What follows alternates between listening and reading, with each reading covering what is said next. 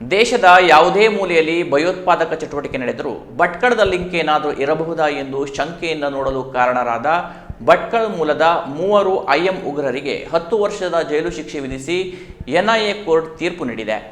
ಹೌದು, ಸೌಮ್ಯ ಸ್ವಭಾವದ ಸಜ್ಜನರ ಜಿಲ್ಲೆಯೆಂದೇ ಖ್ಯಾತವಾದ ಉತ್ತರ ಕನ್ನಡ ಜಿಲ್ಲೆಯ ಭಟ್ಕಳಕ್ಕೆ ಕೆಲ ಉಗ್ರರಿಂದ ಕಪ್ಪು ಚುಕ್ಕೆ ತಗುಲುವಂತಾಗಿದೆ.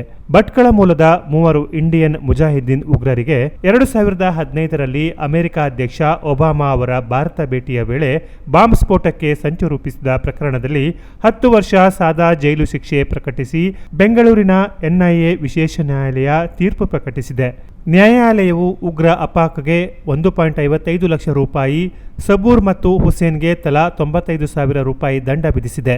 ಐಪಿಸಿ ಕಾನೂನುಬಾಹಿರ ಚಟುವಟಿಕೆಗಳ ತಡೆ ಕಾಯ್ದೆ ಮತ್ತು ಸ್ಫೋಟಕ ವಸ್ತುಗಳ ಕಾಯ್ದೆಯ ವಿವಿಧ ಸೆಕ್ಷನ್ಗಳ ಅಡಿಯಲ್ಲಿ 3 ಶಿಕ್ಷೆ ವಿಧಿಸಲಾಗಿದೆ. 2015ರಲ್ಲಿ ಗಣರಾಜ್ಯೋತ್ಸವ ಸಮಾರಂಭದ ಅತಿಥಿಯಾಗಿ ಆಗಿನ ಅಮೆರಿಕ ಅಧ್ಯಕ್ಷ ಬರಾಕ್ ಒಬಾಮಾ ಭಾರತಕ್ಕೆ ಭೇಟಿ ನೀಡಿದ್ದ ಸಂದರ್ಭದಲ್ಲಿ ಸ್ಫೋಟ ನಡೆಸಲು ಸಂಚು ರೂಪಿಸಲಾಗಿತ್ತು.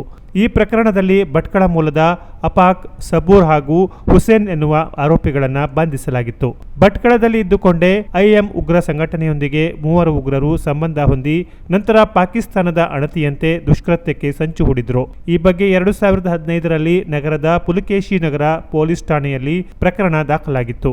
ಅಂದಿನ ಸಿಸಿಬಿ ಎಸಿಪಿ ತಮ್ಮಯ್ಯ ಎಂಕೆ ಅವರು ತನಿಖೆ ನಡೆಸಿ ದೋಷಾರೋಪ ಪಟ್ಟಿ ಸಲ್ಲಿಸಿದ್ರು. ಪ್ರಕರಣದಲ್ಲಿ ಭಟ್ಕಳದ ರಿಯಾಜ್ ಅಹಮದ್ ಸಯೀದಿ ಮತ್ತು ಜೈನುಲ್ಲಾಬುದ್ದೀನ್ ಅವರನ್ನು ಖುಲಾಸೆಗೊಳಿಸಲಾಗಿತ್ತು. ಆದರೆ ಆರೋಪಿಗಳಾದ ರಿಯಾಜ್ ಭಟ್ಕಳ, ಇಕ್ಬಾಲ್ ಭಟ್ಕಳ, ಅಲೀಫ್, ಸಮೀರ್ ತಲೆಮರೆಸಿಕೊಂಡಿದ್ದಾರೆ.